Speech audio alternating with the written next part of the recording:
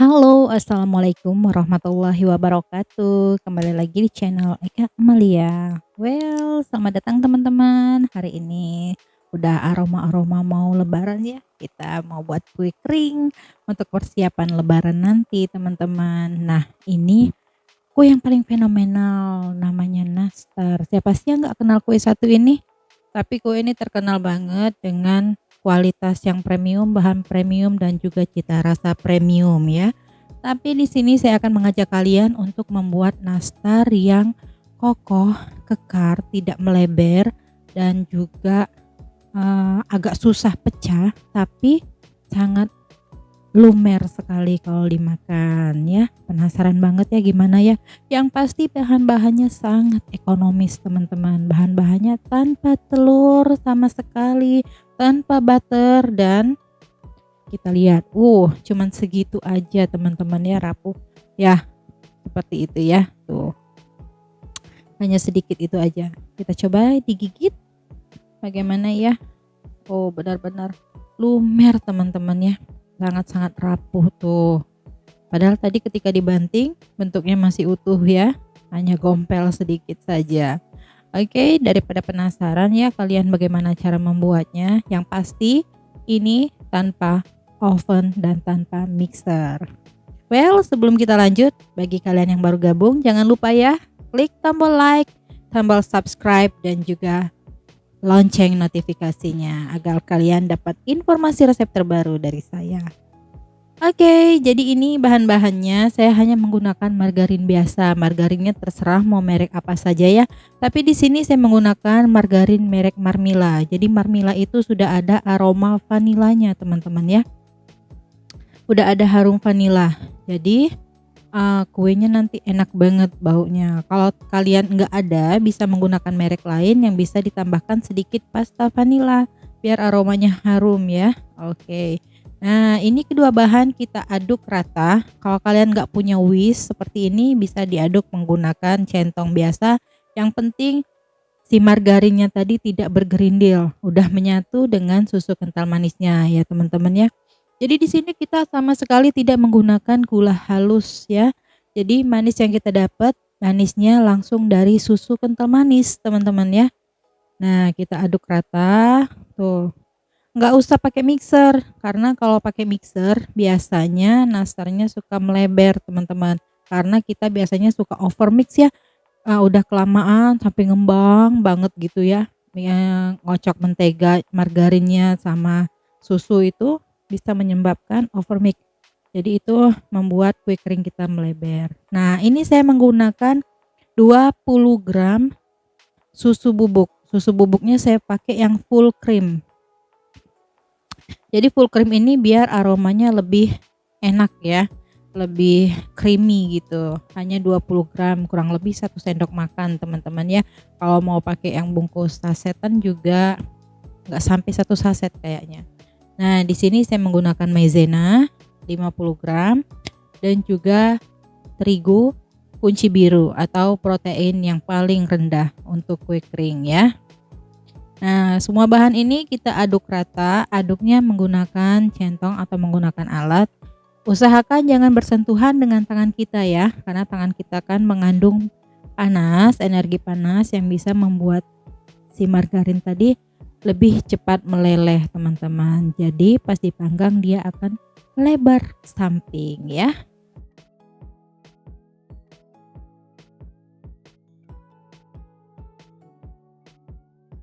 Untuk ngaduknya juga nggak usah beraturan ya. Banyak juga yang nanya, itu aduknya satu arah atau arahnya seperti apa? Itu nggak usah. Itu untuk membuat cake aja yang aduknya searah. Kalau buat ini aduknya terserah, yang penting dia tercampur rata dan sudah menggumpal. Oke. Nah, cukup segitu aja teman-teman.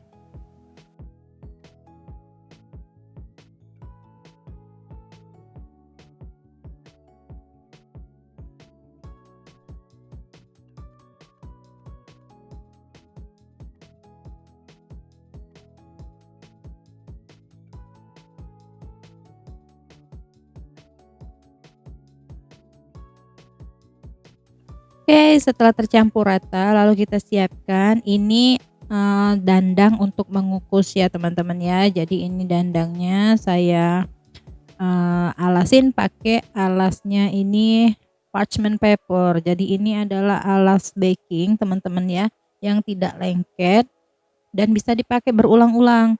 Nanti kalau misal kalian mau beli, bisa beli di toko bahan kue ya. Jadi ini penggunaannya lebih hemat dibanding kertas roti yang biasa teman-teman ya. Kalau misal udah selesai dipakai dia nggak akan nempel ya. Oke, setelah dialasin itu kukusannya, baru kita buat buletan dan diisi menggunakan selai nanas. Selai nanasnya udah saya kasih tahu ya cara membuatnya yang praktis, yang hanya 30 menit lebih sedikit gitu. Oke, kalau mau dibulet-bulet selai nanasnya boleh silakan ditimbang ya, kurang lebih 3 gram. Ini saya buat yang ukuran agak jumbo nastarnya, saya buat yang 10 gram nastar, lalu saya isi sesuka-suka hati ya. Isinya boleh banyak, boleh sedikit, kalau banyak nastarnya lebih gendut gitu. Jadi kalau makannya itu lebih banyak banget ya, terasa banget nanasnya. Jadi ini adonan sudah kita timbang 10 gram ya, lalu kita mulusin dulu, lalu kita pipihkan dan kita isi dengan selai nanas teman-teman ya. Tuh seperti itu selai nanasnya. Nah setelah dirapetin agak ditekan dikit teman-teman di tangan ya, biar dia padat dalamnya, baru kita buletin. Nah seperti itu, kita susun agak berjarak ya, karena dia nanti ketika dipanggang dia akan mengembang dari ukuran mentah ini.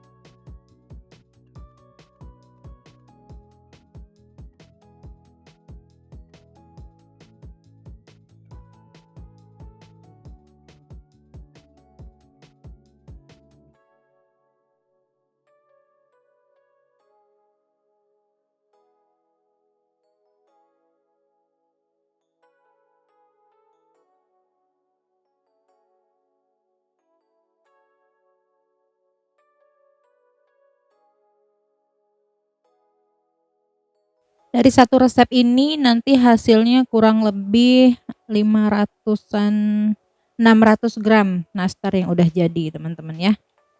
Nah ini nastarnya udah siap kita panggang menggunakan kukusan tanpa air. Jangan pakai air ya kukusannya, nanti kalau pakai air dia jadi kue kukus ya.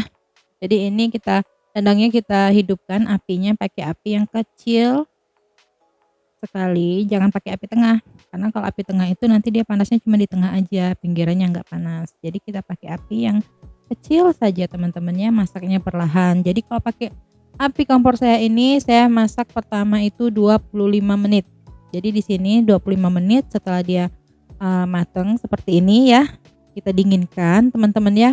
Lalu kita olesin. Nah, olesannya juga saya tidak menggunakan telur teman-teman. Saya hanya menggunakan susu kental manis.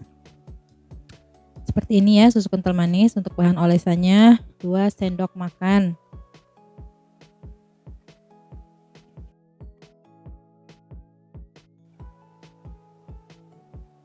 Lalu dimasukkan lagi 1 sendok makan minyak. Saya menggunakan minyak barko ya, minyak kelapa. Lalu kita aduk rata seperti ini.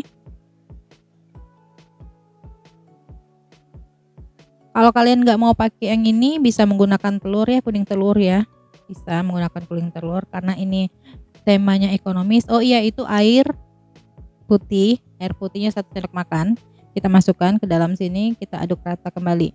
Kalau kalian mau pakai kuning telur boleh, atau menggunakan pewarna eglos juga boleh. Ini saya pakai pewarna kuning tua, kurang lebih 3 tetes ya, sampai warnanya agak orange seperti itu. Nah, ini kuenya udah mateng loh teman-teman ya, tapi dia belum pakai topping atasnya, belum ada kuning-kuningnya, jadi belum menampakkan itu adalah nastar ya.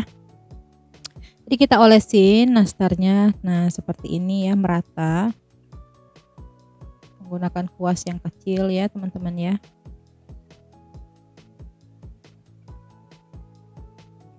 Untuk hasil yang lebih mengkilat kuningnya bisa diulangi teman-teman. Kalau misalnya udah 1 kali ya, kan dia masih agak pucat ya. Nah, bisa diulangi lagi 2 atau 3 kali biar dia lebih kinclong lagi hasilnya ya. Dan pastikan nastar kita udah keadaan nggak panas lagi kita ngolesin ini. Biar dia lebih glowing ya, lebih glossy nanti hasilnya.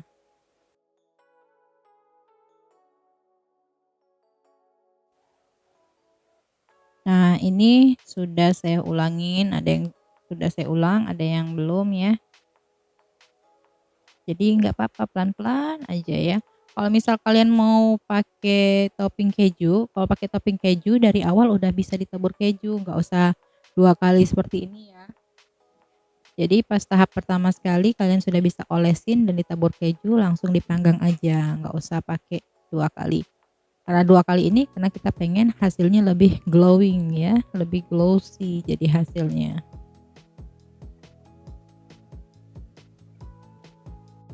Nah, setelah semua selesai lalu kita panggang lagi teman-teman. Kita panggangnya kurang lebih 20 menitan ya. Kalau mau pakai kompor tergantung kompor masing-masing ya. Kalau kompornya panas juga lebih cepat, atau juga dandangnya juga mempengaruhi. Karena dandang ini pakai dandang yang stainless yang saya pakai.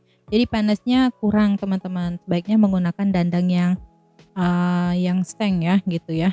Nah, itu lebih bagus lagi pengantar panasnya. Oke, nih hasilnya udah jadi dan cantik sekali. Gak mimpi lagi deh pokoknya tahun ini kalian bisa buat nastar sendiri dengan bahan yang ekonomis dan murah meriah pastinya ya. Oke teman-teman, jangan lupa ya bagikan video ini ke teman-teman yang lain, dan jangan lupa juga like, komen video ini ya. Thank you for watching. Wassalamualaikum warahmatullahi wabarakatuh.